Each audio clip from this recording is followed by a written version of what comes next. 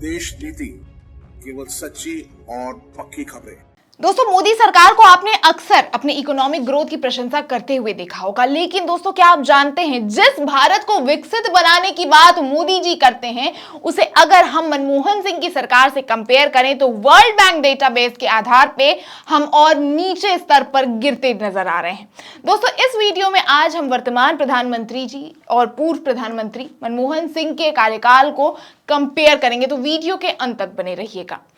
आज मनमोहन सिंह अपने 33 साल के पॉलिटिकल करियर से अलविदा ले रहे हैं और इनकी सरकार को कोसते हुए ही मोदी जी ने अपनी सरकार बनाई थी। दोस्तों, इस वीडियो में हम इन दोनों सरकार की उपलब्धि और गिरावट में तुलना करेंगे, तो ध्यान से सुनिएगा। मनमोहन सिंह 10 साल के कार्यकाल यानी 2004 से 2014 तक, और क्योंकि अभी 2023 की इकोनॉमिक रिपोर्ट नहीं आई है तो हम मोदी सरकार के 2014 से 2022 तक के डेटा का कंपैरिजन करेंगे। इस वीडियो में हम बात करेंगे इकोनॉमिक ग्रोथ की, ग्रॉस फिक्स्ड कैपिटल फॉर्मेशन यानी इन्वेस्टमेंट की, एम्प्लॉयमेंट फिगर्स यानी रोजगार की, इन्फ्लेशन यानी बढ़ती महंगाई की, और गवर्नमेंट डेब्ट यानी देश में दोनों सरकार ने वर्ल्ड बैंक से कितना कर्ज लिया है। हम इन दोनों सरकार को इन मुद्दों पे आमने सामने रखेंगे, फिर आप खुद ये निर्णय लीजिएगा कि कौन सी सरकार ज्यादा बेहतर रही। शुरुआत करते हैं इकोनॉमिक ग्रोथ से। तो दोस्तों, स्क्रॉल के इस आर्टिकल के हिसाब से इकोनॉमिक ग्रोथ सबसे बेहतर 2002 से 2011 की अवधि के बीच रहा। भारत का सबसे अच्छा मैक्रो इकोनॉमिक ग्रोथ परफॉर्मेंस इसी दौरान देखा गया था। इसमें अटल बिहारी वाजपेयी के नेतृत्व वाली सरकार के आखिरी 2 साल और कांग्रेस के नेतृत्व वाली सरकार के पहले 7 साल शामिल हैं। 2012 के बाद से हालांकि आर्थिक घटौती होती है, जिसके बलबूते मोदी जी मनमोहन सरकार को टक्कर देते हुए विकास की बात में सत्ता पे आते हैं। लेकिन उनकी सरकार ने कितना विकास किया यह आपको इस वीडियो में पता चल जाएगा। दोस्तों, ये ग्राफ वर्ल्ड बैंक द्वारा जारी किए गए डाटा का है, जिसमें 2004 से 2021 तक की इकोनॉमी में उतार चढ़ाव दर्शाया गया है। इसमें हालांकि 2012 तक की ये लाइन आपको बढ़ती हुई दिख रही होगी। 2004 से 2014 के बीच की अवधि आप देख सकते हैं। दोस्तों, 2007 से 2008 को छोड़ के जब वैश्विक मंदी आई थी, मनमोहन सिंह की सरकार में प्रति वर्ष लगभग 7.5% से लेकर 8% की औसत वृद्धि दर देखी गई थी। फिर मोदी सरकार ने अपने पहले कार्यकाल में दूसरे की तुलना में बेहतर प्रदर्शन भी किया था। 6% एनुअल ग्रोथ 2016 तक जारी भी रहा, लेकिन 2016 के बाद मोदी सरकार के विकास में गिरावट शुरू हो गई।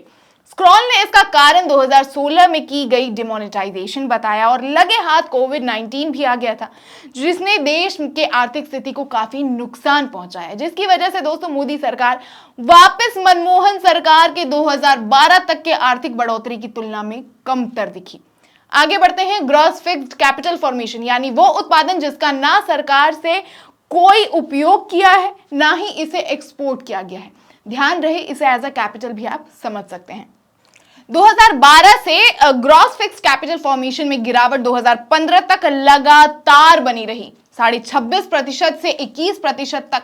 फिर यह सपाट हो गया। वहीं 2018 में केवल थोड़ा सा बढ़कर आपको दिख रहा होगा 22% हो गया है, जिसके बाद वो फिर से नीचे की ओर अग्रसर है। दोस्तों, अर्थव्यवस्था के विकास के बावजूद विकास के फाइनेंसिंग के लिए निवेश में निरंतर वृद्धि महत्वपूर्ण है, जो कि लगातार घट रही है। दोस्तों, इसमें भी एक समय पे मोदी सरकार उठती भी दिखी थी, लेकिन मनमोहन सिंह सरकार के मुकाबले खरी नहीं उतर पाई। वहीं दोस्तों, बात करें अगर एम्प्लॉयमेंट फिगर्स यानी रोजगार की, तो आप ये 2 ग्राफ देख सकते हैं। दोस्तों, ये दोनों ग्राफ जो है वर्ल्ड बैंक डेटाबेस से निकला हुआ है। एक अनएम्प्लॉयमेंट का है और दूसरा पॉपुलेशन के हिसाब से एम्प्लॉयमेंट रेट का है, यानी जितना पॉपुलेशन है उसके हिसाब से देश में एम्प्लॉयमेंट रेट कितनी बढ़ी है और कितनी घटी है। दोस्तों, ये ग्राफ कतई सरकार के द्वारा दिए गए रोजगार के बारे में बात नहीं करता है।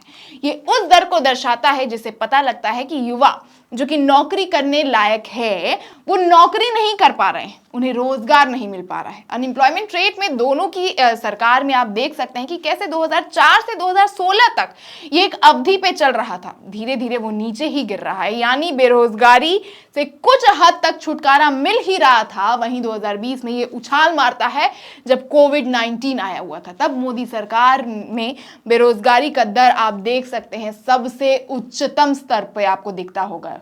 वहीं दोस्तों, आप देख सकते हैं एम्प्लॉयमेंट टू पॉपुलेशन रेशियो। इस ग्राफ को आप देख सकते हैं दोस्तों कि ये लगातार आपको गिरता हुआ ही दिख रहा होगा। मतलब जितनी जनसंख्या है उसके हिसाब से देश में कितने रोजगार हैं उस बात का प्रमाण आपको ये ग्राफ देता है। मतलब दोस्तों जनसंख्या में कितनी वृद्धि हुई है आप जानते हैं, उसके हिसाब से रोजगार में कितनी वृद्धि होनी चाहिए थी। लेकिन ये ग्राफ बता रहा है कि ऐसा कुछ भी नहीं हुआ, उल्टा जनसंख्या भी बढ़ी, साथ ही बेरोजगारी भी बढ़ी। दोस्तों अगर आपको ये लगेगा कि बेरोजगारी बढ़ रही है तो देश में इकोनॉमिक ग्रोथ बैलेंस कैसे हो रहा है, तो आपको याद हो दोस्तों कि पिछले कुछ दिनों से देश नीति ने भी आपको बताया है कि देश के 1% अमीर जनता देश के 40% संपत्ति के मालिक है, जिससे आप समझ पाएंगे कि देश में क्या चल रहा है। उसके बाद फिर देश में 140 करोड़ जनता में केवल 6.45% जनसंख्या जो है वो ही टैक्स पे कर रही है। मतलब स्थिति कितनी खराब है कि मिडिल क्लास वाले तो जैसे तैसे करके अपनी जिंदगी गुजार रहे हैं, लेकिन इस सरकार में, गरीबों की सरकार में, खुद को जो ये बोलते हैं कि मैं गरीबों की सरकार हूं, उसमें गरीब अपना माथा फोड़ रहे हैं। अमीर व्यापारियों के लिए तो ये सरकार मानो भगवान ही है, क्योंकि उसका जिक्र मैं आगे आपको लोन सेक्टर में बताऊंगी। इस ग्राफ में आप देख पा रहे होंगे कि लाइन नीचे की ओर जा रहा है, जिसका मतलब है कि जितना पॉपुलेशन है उसके हिसाब से रोजगार नहीं है देश में। वहीं मनमोहन सरकार तो रोजगार बांटने में फेल हो ही रहे थे, मोदी सरकार उनसे भी आगे निकल गए। आगे बढ़ते हैं, इन्फ्लेशन यानी महंगाई।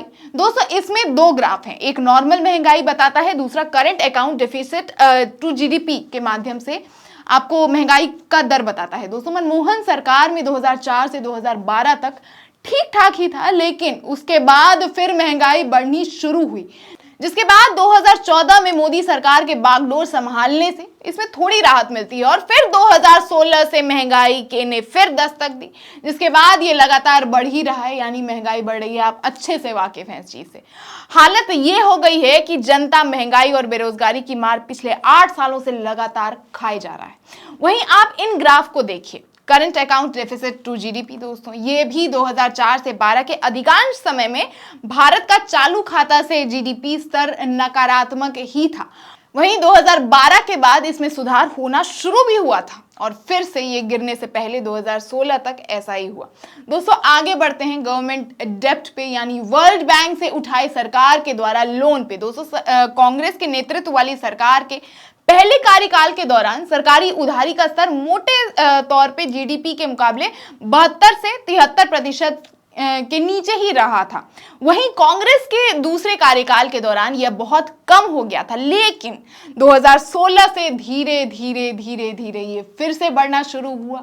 जैसा कि आपको देश नीति ने बताया भी है कि कैसे पिछली सरकार ने इन 67 सालों में महज 55 लाख करोड़ लोन लिया था, जिसे मोदी सरकार ने बस इन 10 सालों में बढ़ाकर 155 लाख करोड़ कर दिया है और अभी 14 लाख करोड़ और एडिशनल ऐड हो गया है इसमें। इन परसेंटेज को देख के दोस्तों यही लगता है कि मनमोहन सिंह के प्रचार करने से ज्यादा असली काम पर उन्होंने ध्यान दिया, अपने मुद्दों पर ध्यान दिया। वहीं मोदी सरकार देश में जिन वादों को लेकर सत्ता में आई थी उसे अब वो मुकम्मल तो नहीं कर पा रही है, वो शायद भूल भी गई है, अलग बात है। बाकी दोस्तों आप क्या कहना चाहेंगे, क्या लगता है आपको इस रिपोर्ट को सुन के, इस ग्राफ को देख के, इन सभी ग्राफ को देख के अपने विचार हमें कमेंट बॉक्स में जरूर बताएं। और आगामी लोकसभा चुनाव के अपडेट्स के लिए देश नीति से जुड़े रहें। चैनल को सब्सक्राइब करें, ज्यादा से ज्यादा शेयर करें, थैंक्स और ज्वाइन के माध्यम से चैनल को सपोर्ट भी करें। देखते रहें देश नीति। धन्यवाद।